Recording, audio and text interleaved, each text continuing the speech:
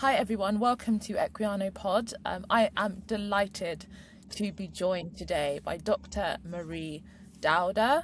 She is a trustee for the Equiano Project, but that is not her main thing. She's actually a lecturer in French language and literature at Oriel College at the University of Oxford, and she has been a vociferous and passionate articulator of criticism against identity politics over the last few years.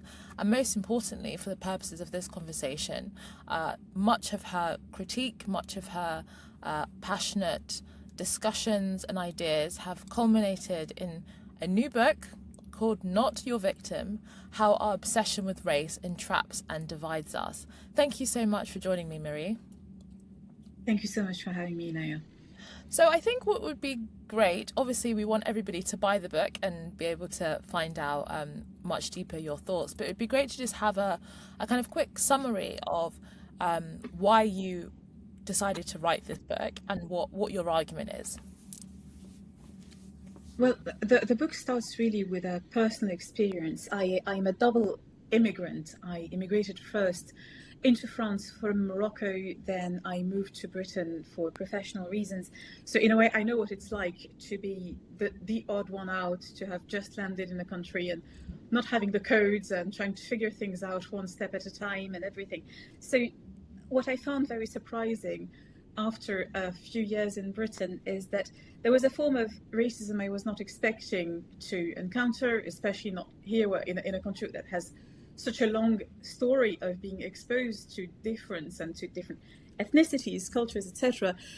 And that was the idea that because of certain people's skin color, there would be some things in Britain's history or architecture or culture that would be offensive. And the presumption was that, for instance, British architectural heritage with statues or large estates that might have been linked to the colonial heritage were things that would make people from ethnic minorities feel unsafe here. So that culminated with the Black Lives Matters protests and the Rhodes statue debate. But I thought someone had to say that, it is perfectly fine to look at these monuments from a critical perspective, to disagree with what they represent even, and to, still want them to be around when one is from an ethnic minority. And it is even possible not only to criticize them, but on the other side, to appreciate them and to value them as beautiful testimonies of how much has been going on in this country. So the starting point was really this, that as an immigrant from a different ethnic minority background, I wanted to give a testimony that Britain has a lot to give, has a rich and welcoming heritage that is open to anyone who's willing to engage with it. Interesting. And I think obviously many of our listeners will agree with much of what you said and also feel very reassured and affirmed by what you said. I mean, one thing, slightly just before we just go back into some of the arguments of the book, it'd be quite interesting, I think, to hear from you in terms of what you think the differences are in terms of how race is treated and the discussion about race between Morocco, France and the UK, because they are three very different societies. And I think a lot of people in the UK feel that maybe France is, I think that there's like two sides to it. I think on the one hand people feel that, France may be a more overtly racist society, or that there's much more normalized kind of a racial discourse, but at the same time many people might admire France for having a much more stronger sense of national identity. When we talk about equality, liberté and fraternité, many people feel that this kind of idea that people that come have to buy into, or they're not French, is a kind of robust method that Britain should adopt, even despite the fact that it also causes problems in France. And I know, I studied Arabic and actually lived in Morocco on a year abroad for during university, and I think Morocco, Morocco's a very diverse society in the sense that I've seen Moroccans that are ginger all the way to like very dark skin kind of Afro hair Moroccans. So it's a very different society when it comes to kind of race. So it'd be really interesting to understand how your experiences in these different countries have kind of shaped your view. Well, that's a very good question. I'd say growing up in Morocco, well, seeing black people, for instance, was rare when I was growing up. So, of course, as you were saying, many Moroccans do have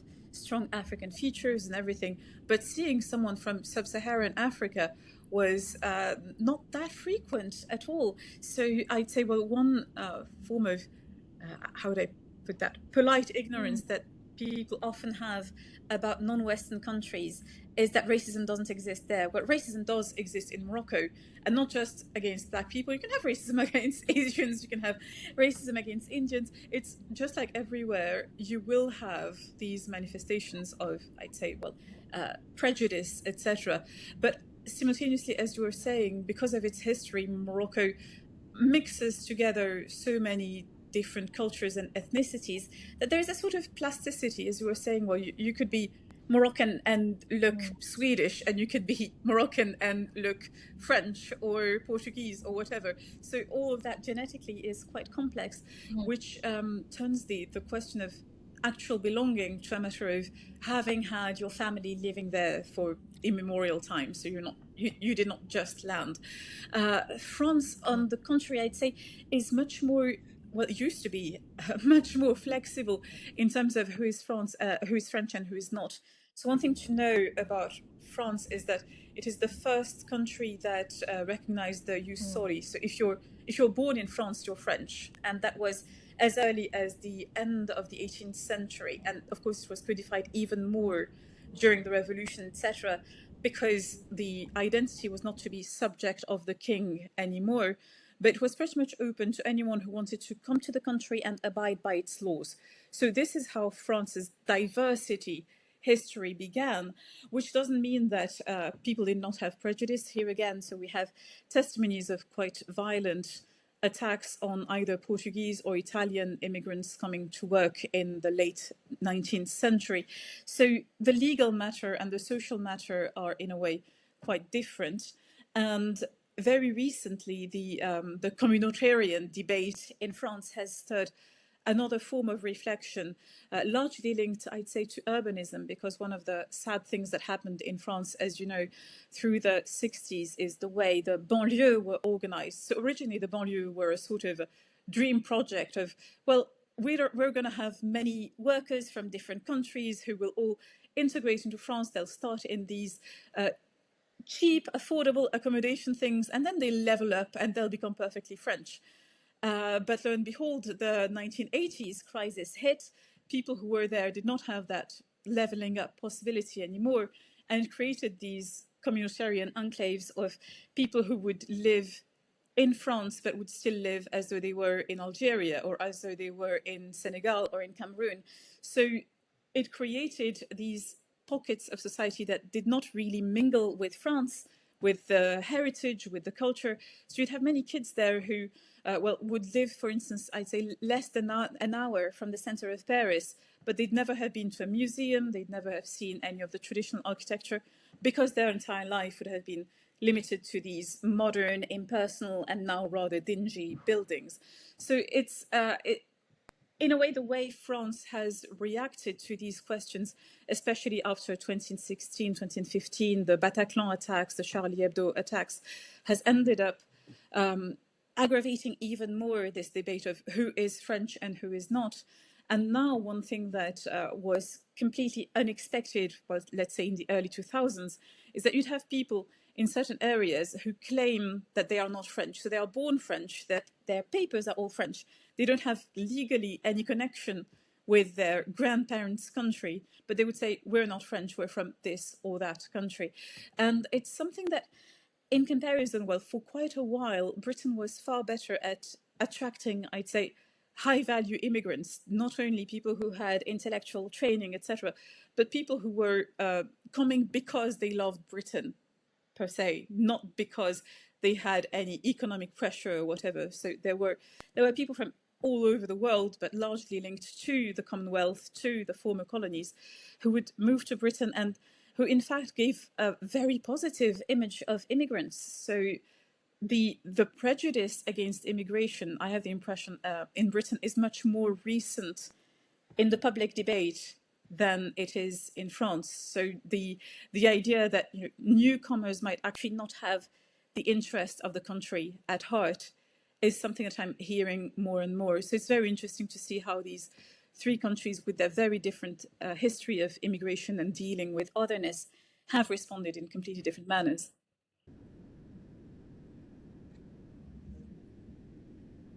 No, that's really fascinating.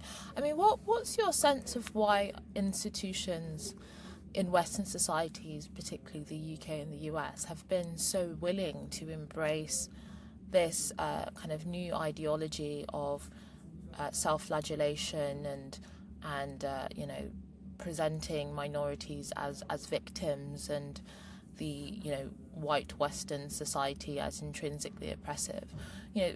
For most people naturally think their institutions would want to uphold and affirm the esteem of their respective societies and seek to cultivate a sensibility of warmth and affection towards the nation's history and past and identity and artifacts, in order to be able to transmit that ancient knowledge and wisdom to future generations. But as both you and I have spoken about, this has not been the case in recent history in many Western countries. Why do you think institutions have been so comfortable and willing to not just embrace but championing this kind of defeatist ideology? Well, there's on one hand a sort of struggle for relevance. The idea that an institution like a museum or a public library or anything would have as duty just the transmission of what is, not having to craft any complex narrative around it. It's something that people, I think, ended up finding boring. I think now everything needs to have a cause, a mission, and everything. And we see that even in the corporate world. You can't buy a bottle of water without the bottle of water telling you how green and ecological and respectful of the environment it is. So in a way, the moralistic discourse is completely part of what we're living in. I think there's in a way, it is positive in a way to responding to the ultra-capitalist mindset of the late 90s. Now, well, it's not just about the money. We are together in a planet. We have to take care of one another and of the environment, etc. However, if you look a little deeper at the history of this approach, it's not just about morality. It's also about a very strong critical view on the West. And this, I'm afraid, well, we might have the French intellectual left to blame.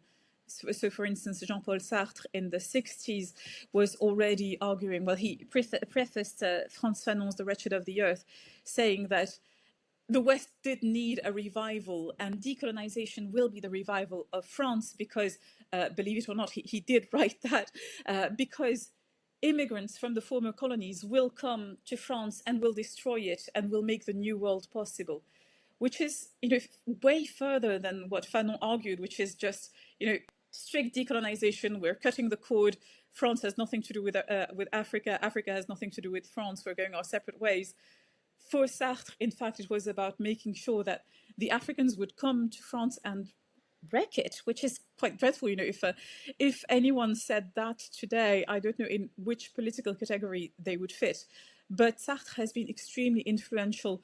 And from that mindset, his influence was way further than France. It was mainly in California. In many of the intellectual elites today have been exposed to that way of thinking for about 2 generations, even more if you think in academic terms of how quickly one inherits knowledge from one's predecessors and how the worldviews are transmitted. So critical theory itself is rooted in this idea that the West needs progress, it needs constant progress, and you can't have that progress if you don't destroy what you have.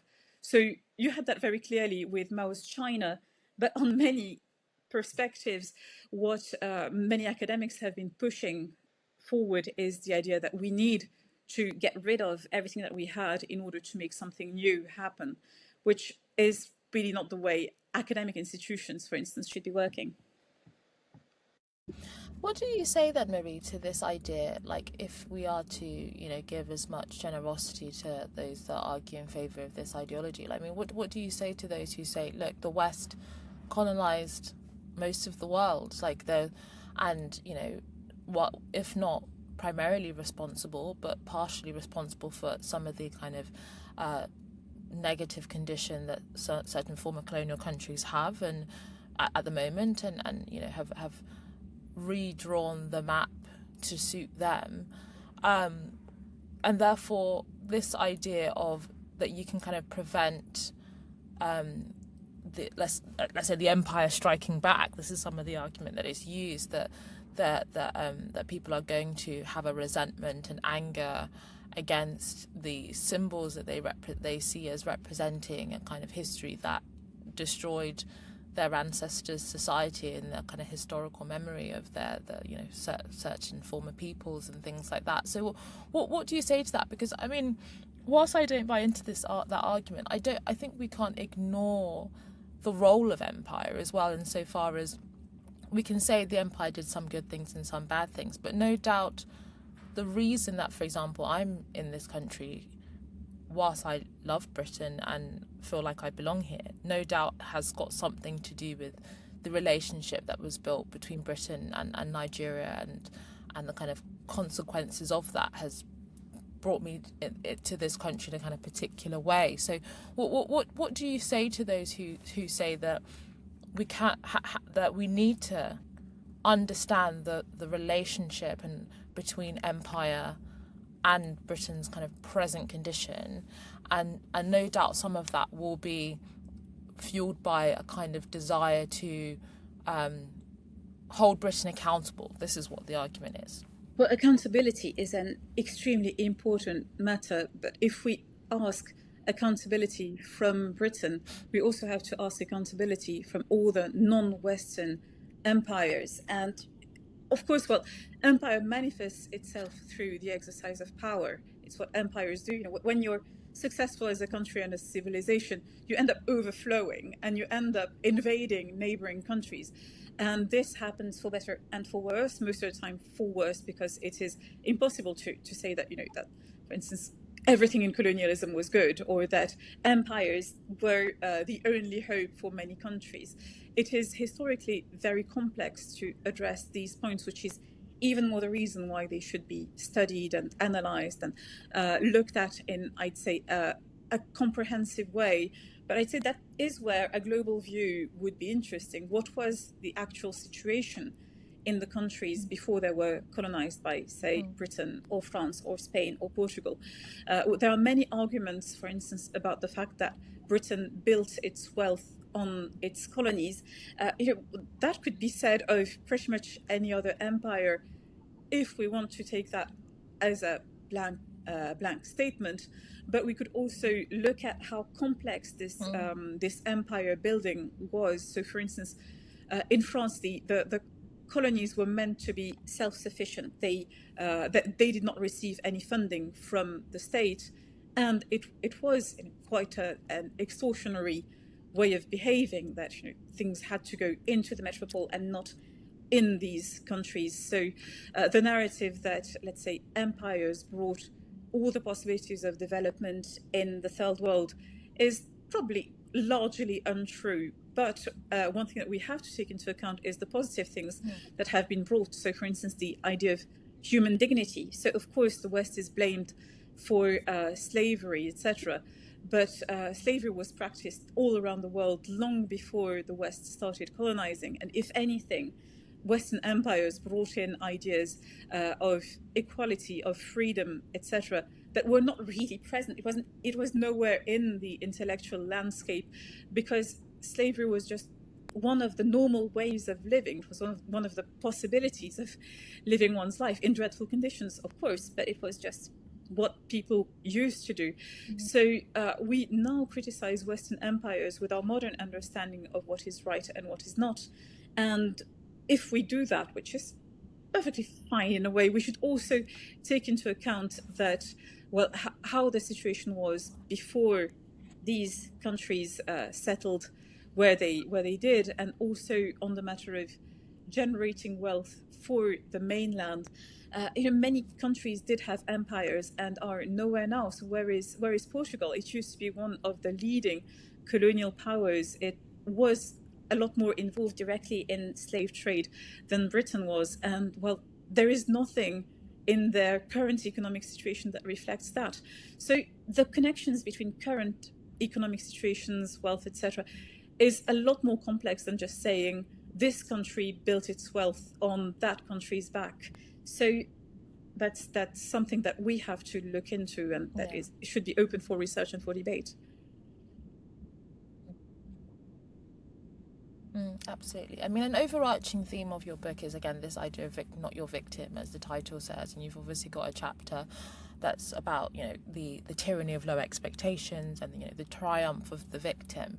What do you think this effect has on ethnic minorities? And I think that this is, a key point that you argue, but I think is a really important point in general. Like, obviously, so much of this decolonizing movement and the Black Lives Matter movement was presented ostensibly to be helping ethnic minorities to overcome, the racism that they were experiencing and things like that. But, I think what both of us argue is that this narrative, this discourse, actually creates a new form of racism. And I think it'd be interesting to hear your thoughts about that. Absolutely. So, well, the problem with the tyranny of low expectations is that it is rooted into what we discussed in your previous question, the historical understanding that we have of things, how they happened, how they unfolded. And what we see is the dominant noble savage narrative that before colonization, these people did not have, they didn't do anything bad. They were just living, climbing up trees or eating coconuts or whatever.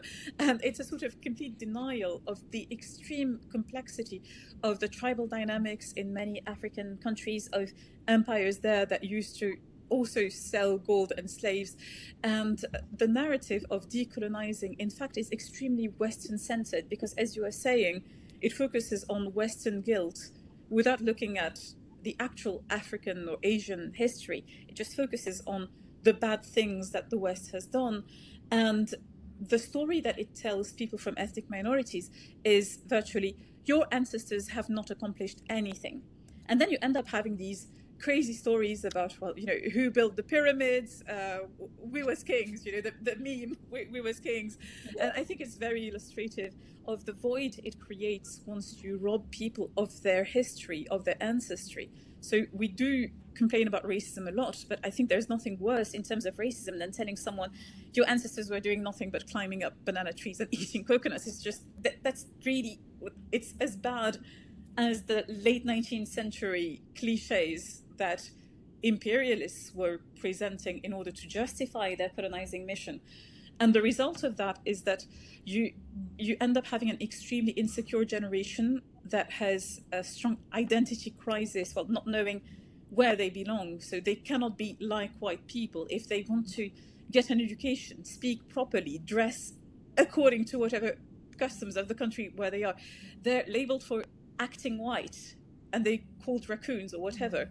And the only possibility that it leaves in the cultural landscape that we have today is just getting lower and lower. It's just playing the gangster, playing the social misfit. And is it really what we want our children to have as a model? Is it the template that we want them to have as, well, how they should build their life? So I think, on the contrary, what we should do is promote the good that the West has to bring, and also talk about the complexities of the history of these countries that have been colonized.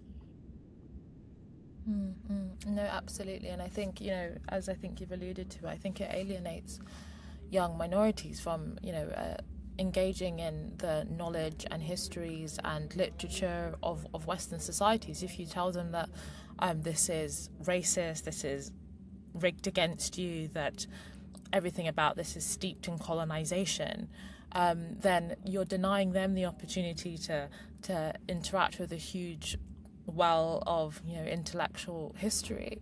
And I think that and just confining them to basically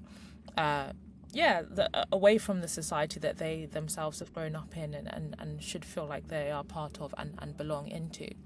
I guess taking it a bit more, fast forwarding now to today, because I think that obviously many of these discussions, there were they reached their height obviously in the 2020 to maybe 2023, and what do you say to those who say that now we've reached peak woke and that we're actually in a kind of post woke era now that Donald Trump has become the president of the United States and you've got populist parties rising across the right, and people are also discussing even the rise of kind of ethno-nationalism within England and other parts of Europe, that some people have argued that this is actually a bigger threat and this is like a kind of real threat, and that woke is almost a kind of something that we shouldn't even be talking about because it's dead and it's been defeated. What do you say to that there are these kind of new threats emerging on the right, and that we've moved past woke? Well, the movements on the right that you're talking about, I think they tap directly into that discourse that we've had for quite a long time, that everything white and Western is bad. So it's not to excuse it, but it is very understandable that having been told everything your culture has been doing is evil would trigger a sort of very nasty overcorrection on the other side. And I have the impression that the normalization of ethno-nationalist discourse now is much more stronger than it used to be. It used to be a sort of narrow niche freak thing online to do that, but now it is pervasive, and it's not just about making one bad joke or one silly comment here or there. There are now political organizations that promote that in a way that is completely different from the original discourse that we used to have, which was anyone who believes according to the law and the customs of the country is welcome to stay. Now we're getting into something that, well, if you don't have the right genes, you don't really belong here. And in a way, I'd say it stems from the same sort of cultural ignorance, the idea that it is possible to imbibe a culture from a different country and to respect it, etc. No one asks you for your genetic code before you open a book or before you want to listen to a piece of music. So everything about that is accessible to everyone. And I'd say that the counter effect is going to harm especially the institutions that have been full-on radical progressive mindset attitudes. So for instance, universities, etc., we're seeing many modern languages faculties closing here and there because most of what they were doing were decolonizing critical studies, gender studies, etc. And I think it should call us even more strongly to look at what it is that we really want to transmit. So you were talking about what should be done here and now. We have to look at the future that we want to give, what cultural image we want the next generations to grow in. And I don't have the impression that the ethno-nationalist right has anything solid to offer, because it would end up just eating itself just as quickly as woke did. So we might or might not see how that unfolds, but it runs the same danger of just locking itself up in its own self-destructive discourse. And a lot of that will, of course, be linked to how the next elections will go, how people end up voting, and it's something that no one could make any solid prognostic on. Do you agree that with those who say that we've reached peak woke, that we're now in a post-woke era? I think things are getting a little better now in terms of free speech, in terms of having an actual critical discourse, being able to look at things from different perspectives, etc. However, these ideas are, I say that they'll always be somewhere. The idea that we have to push equality so far that everyone will become unrecognizable, that everyone will become the same transposable non-entity. It started in the 18th century, this sort of utopian myth of everyone being just the same, and it will linger on. I don't think it will just vanish, but it might not have such a strong hold on institutions and as it used to.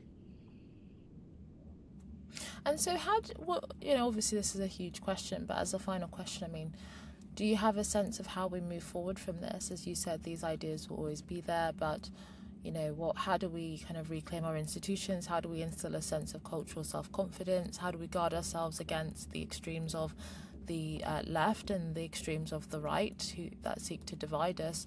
It does feel, at least for me anyway, that it's an increasingly lonely space for those who may be conservative-minded, but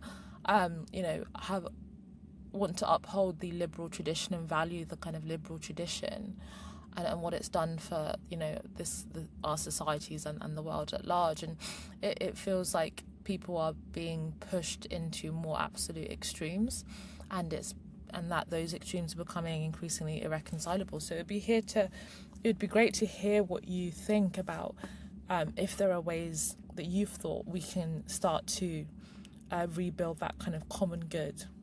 Mm-hmm. Well, as you were saying, this is a very big question, how to reconcile the extremes. I think it's about occupying the middle space, offering some solid, reliable cultural content that can feed people who simply did not know. I think most of the time it's just that people weren't aware of things much more than were politically blindfolded, and getting to see people in person, spending time away from the internet, it has helped me immensely personally, of just realizing that in fact the world is not as polarized.